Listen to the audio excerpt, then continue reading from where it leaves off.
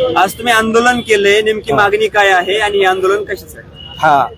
आंदोलन करण्याच्या पाठीमागचा एकच हेतू आहे की जो आमचा रिक्षा ड्रायव्हर आहे सामाजी विठ्ठल मरगडे, हा व्यक्ती रिक्षा ड्रायव्हर आहे आणि जे जे आता सेलिब्रिटी झालेले आहेत, महाराष्ट्रात सेलिब्रिटी झालेले आहेत, त्या लोकांना एकेकाळी आमचे रिक्षावाले टेम्पोवाले रात्री अपरात्री घरी नेऊन सोडतात आणि त्या रिक्षावाल्याला त्या गौतमी पाटीलच्या ज्या ड्रायव्हरनी उडवलं आणि तो आता आयसीयू मध्ये आहे आणि तो मरणाच्या दारामध्ये तिथं आहे। परंतु या गौतमी पाटीलला लाज वाटत नाही का? सेलिब्रिटी आमच्या जीवावर झाली आणि आमच्या पैशावरती मजा करते, तर संपूर्ण महाराष्ट्रात नाही तर भारतामध्ये आणि विदेशामध्ये सुद्धा आम्ही तिचे कार्यक्रम बंद करू, एवढं लक्ष ठेवा। मी गनिमी कावा युवा सेवा संघाचा प्रदेश अध्यक्ष म्हणून प्रवीण येवले बोलत आहे आणि आमच्या अध्यक्ष संजय भाऊ वाघमारे यांच्या माध्यमातून हे साधं आंदोलन आम्ही आता पुकारलेलं आहे। परंतु तुम्ही जर दखल घेतली नाही आणि तिला पाठीशी घालण्यासाठी कुणी सरकारी कुठलाही माणूस असू, मंत्री असू, खासदार असू, नगरसेवक असू, त्यांना सुद्धा आम्ही धडा शिकवल्याशिवाय राहणार नाही। पुणे पोलिसांनी क्लीन चिट दिली असं तुम्ही म्हणताय, पण ते फुटेज आणि अजून काय काय खरी माहिती समोर आलेली नाही आणि पोलीस देखील काही माहिती दडपण्याचा प्रयत्न करत जर असतील तर ते आम्ही होऊ देणार नाही।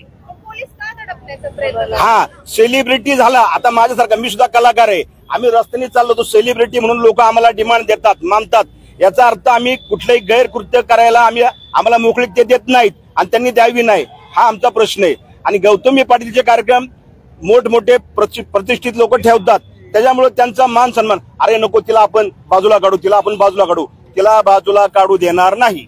राजकीय प्रचारासाठी थोडक्यात गौतमी पाटीलला पूर्णपणे वापर केला जातो, त्यामुळे राजकीय लोकांना हा चालता फिरता डान्स बार हवाय।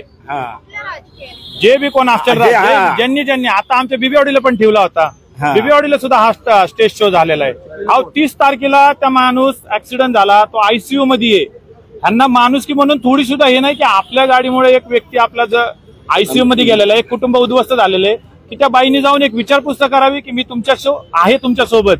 गौतमी पाटील ही त्या गाडीची मालकीन जरी असली आणि मात्र ती गाडी चालवत नव्हती आणि ती त्या ठिकाणी नव्हती असं पोलिसांचं म्हणणं आहे। एक लक्षात ठेवा, आम्ही काय म्हणतो की जरी समजा ती गाडी चालवत नव्हती, ती गाडीतही नव्हती, परंतु गाडी तुमच्या मालकीची होती, चालवत तुमचे कर्मचारी होते, बरोबर आहे, ते तुम्हाला न्यायला ड्रॉप आणायला काहीतरी करत होते। आमचं म्हणणं काय आहे की तुम्ही या महाराष्ट्राच्या जनतेच्या जीवावरती मोठे झालेले आहेत, तुमची नैतिक जबाबदारी नाहीये का की बाबा आपल्यामुळे एखाद्याचं घर उद्ध्वस्त झाले तर आपण त्याला काहीतरी मदत करावी, त्याला सहानुभूती दाखवावी, ही तुमची नैतिक, म्हणजे तुम्ही इतकी माणुसकी सोडून दिलेली आहे का की एक कुटुंब उद्ध्वस्त झाले आणि तुम्ही आपल्या हसत खेळत तुमचे अश्लील डान्स शो चालू आहेत, हे कितपत योग्य आहे?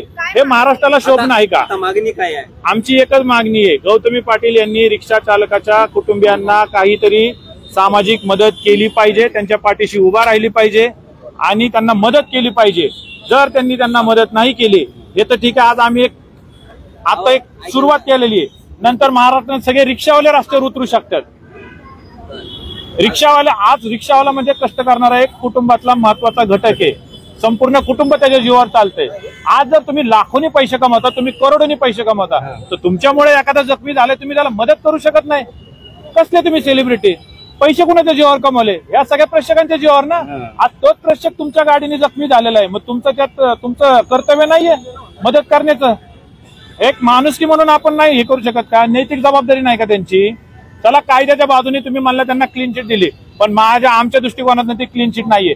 जर समजा त्यांनी ड्रायव्हर चेंज केला असेल तर ते त्या गुन्ह्यामध्ये सहभागी आहे, म्हणजे त्यांनी आरोपीला मदत केलेली आहे, ड्रायव्हर चेंज करण्याचा त्यांनी गुन्हा केलेला आहे। दुसरी गोष्ट, या सगळ्या प्रकरणानंतर पीडित कुटुंबाच्या सदस्यांवरती खरं तर आरोप होत आहेत की हा सगळा प्रकार जो चालू आहे तो गौतमी पाटील कडून पैसे उकळून घेण्यासाठीचा हा प्रकार आहे। जर पैसे उकळायचे असते तर त्यांनी एफआयआर केली असती का? आज त्यांचे कुटुंब इथं आहेत। पैसे उकळायचं प्रकरण कधी असतं की बाबा आम्ही कंप्लेंट करत नाही, आम्हाला काहीतरी मदत करा, त्याला पैसे उकळणं म्हणतात। ऑलरेडी एफआयआर दाखल झालेली आहे, ऑलरेडी त्या ड्रायव्हरवरती गुन्हा दाखल झालेला आहे, फक्त पोलीस तपास पाहिजे तसा आम्हाला जसा पाहिजे तसा तपास होत नाहीये। त्यांनी जो ड्रायव्हर चेंज केला 100% ड्रायव्हरने ड्रिंक केलेली होती, म्हणजे तुमचा पोलिसांवर आरोप आहे? आमचं एकच म्हणणं आहे की तो जो ड्रायव्हर कोण खरा ड्रायव्हर आहे ना, तुम्ही त्याला अटक करा। आज तुम्ही पोर्च ऍक्सिडेंट मध्ये बघितलेलं आहे की रक्ताचे नमुने, दारूचे नमुने कसे चेंज केले जातात। काय पाठपुरावा करताय? आमच्या एकच त्या गौतमीताईंना एकच सांगणे, पाठपुरावा तुम्ही काय करताय? आम्ही आता पोलिसांनाही जाऊन परत एकदा लेटर देणार आहे की तो खरा ड्रायव्हर तोच होता, हे तुम्ही ते सिद्ध करून दाखवा. की जरी तुम्ही सीसीटीव्ही फुटेज दाखवत असताल शो बंद करणार 100%. 100%. आजचा इंदापूरचा आता मला कळलं.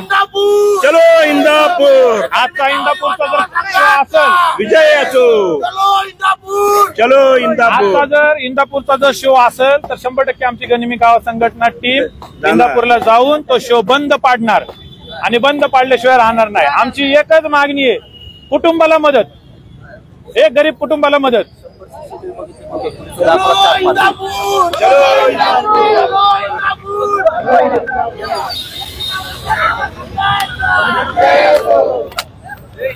विज्युअल्स घे ये मग ये इकडे चल ऊन लागायला.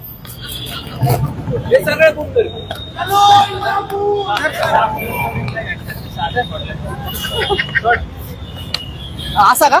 आय डोंट लाईक नको मी try to understand what make you quiet नाका जरा संतोडाची बिर्याणी सारे गमा खूप वर्ष.